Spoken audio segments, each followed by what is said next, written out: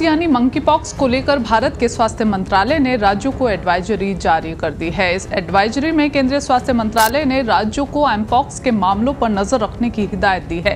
केंद्र सरकार ने कहा है कि मंकी पॉक्स के मामले सामने न आए, इसके लिए राज्यों को सावधानी बरतने के साथ ही तेजी से कदम उठाने के निर्देश दिए गए हैं। केंद्रीय स्वास्थ्य मंत्रालय ने मंकी पॉक्स के सभी मरीजों के सैंपलों को जांच के लिए national institute of virology Pune में भेजने के निर्देश भी दिए हैं। इससे पहले अगस्त में WHO के महानिदेशक डॉक्टर टेड्रोस एडनॉम गैब्रियस एमपॉक्स को अंतर्राष्ट्रीय सार्वजनिक स्वास्थ्य आपातकाल घोषित कर चुके हैं। मई 2022 के बाद एमपॉक्स पर दूसरी बार दुनिया भर में इस तरह की चिंता देखी जा रही है।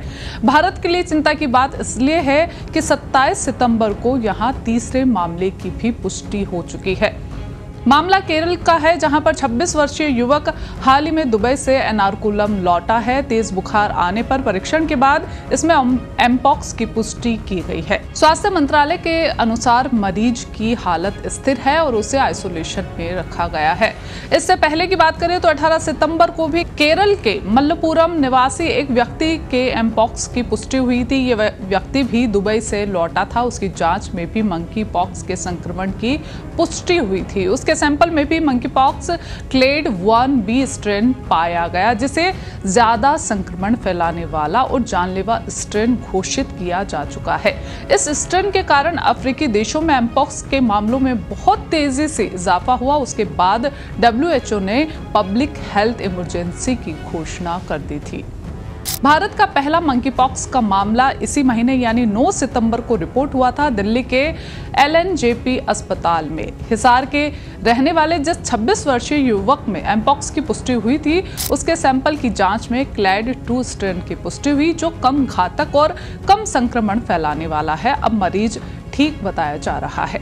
तो बात करते हैं एमपॉक्स के स्ट्रेन की, तो अफ्रीका के कई देशों में क्लेड 1B के ज्यादा केस सामने आए हैं। जुलाई 2022 में एमपॉक्स के क्लेड 2 स्ट्रेन था, जिसमें मृत्यु दर 0.1% थी और इस बार क्लेड 1 में मृत्यु दर का आकलन 3% तक किया जा रहा है।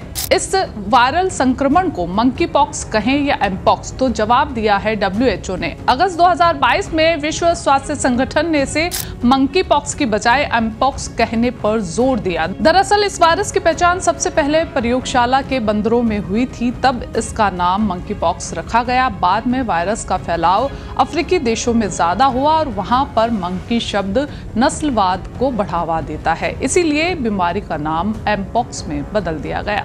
मंकी पॉक्स वायरस की खोज की बात करें तो डेनमार्क में 1958 में शोध के लिए रखे गए बंदरों में इसकी पहली पुष्टि की गई थी। एमपॉक्स का पहला रिपोर्ट किया गया मानव मामला 1970 में कांगो लोकतांत्रिक गणराज्य में 9 महीने के लड़के का था। 1980 में चेचक के उन्मूलन और दुनिया भर में चेचक के टीकाकरण की समाप्ति के बाद एमपॉक्स मध्य पूर्व और पश्चिमी अफ्रीका में लगातार उभरा है। तब से एमपॉक्स को मध्य और पूर्वी अफ्रीका में क्लेड 1 और पश्चिम अफ्रीका में क्लेड 2 में रिपोर्ट किया गया है। साल 2003 में संयुक्त राज्य अमेरिका में ये फैला था और 2005 से कांगो लोकतांत्रिक गणराज्य में हर साल इसके हजारों मामले सामने आते रहे हैं। 2022 में कांगो लोकतांत्रिक गणराज्य में भी एमपॉक्स के मामलों और मौतों में जबरदस्त बढ़ोतरी देखी गई है। जनवरी 2022 से अगस्त 2024 के बीच 120 से ज्यादा देशों ने एमपॉक्स की सूचना दी है, जिसमें 220 से ज्यादा मौतें भी हुई है। यहाँ बताते चले कि एमपॉक्स एक वायरल बीमारी है जो मंकीपॉक्स वायरस के कारण होती है, जो ऑर्थोपॉक्स वायरस जीनस की एक प्रजाति का है। ये बेहद संक्रामक रोग है और इससे बचाव ही इसका सबसे बड़ा उपचार है।